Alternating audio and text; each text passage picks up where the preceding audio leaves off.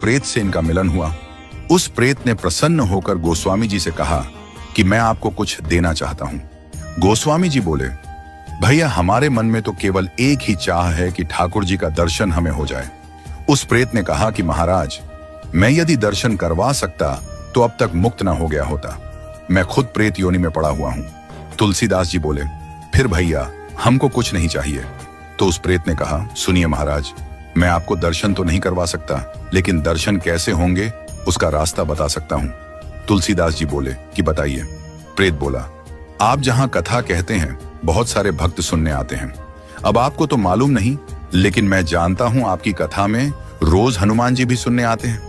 सबसे पीछे कंबल ओढ़कर एक दीनहीन कोढ़ी स्वरूप में जो व्यक्ति बैठता है और जहां लोग चप्पल उतारते हैं वहीं बैठते हैं। उनके पैर पकड़ लेना वह हनुमान जी ही हैं। गोस्वामी जी बड़े खुश हुए। आज जब कथा हुई तो गोस्वामी जी की नजर उसी व्यक्ति पर थी और जैसे ही वह आया और बैठा तो गोस्वामी जी दौड़ पड़े और जाकर चरणों में गिर गए। गोस्वामी जी बोले, महाराज आप सबसे छुप सकते हो, मुझसे नहीं। अब आपके चरण तब तक नहीं छोड़ूंगा जब तक राम से नहीं मिलवाओगे। ये कहा तो हनुमान जी दिव्य स्वरूप में प्रकट हो गए।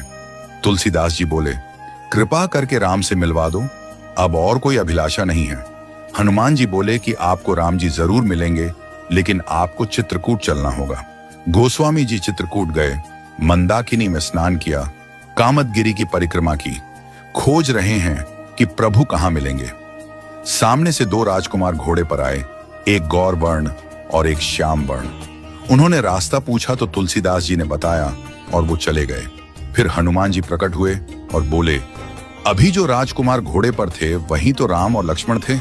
आपसे ही तो रास्ता पूछा और आपने नहीं पहचाना। ये चूक हम सब करते हैं। न जाने कितनी बार भगवान सामने आए हों और हम पहचान नहीं पाए हों। सबका आदर करो, क्योंकि न जाने किस रूप में नारायण मिल जाएं।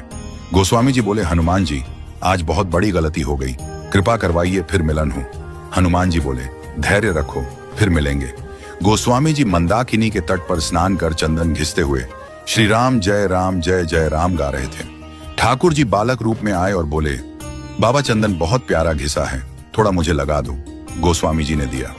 हनुमान जी तोता बनकर आए और घोषणा कर दी कि चित्रकूट के घाट पर भाई संतों की भीड़, तुलसीदास चंदन घिसे, तिलक देत रघुवीर।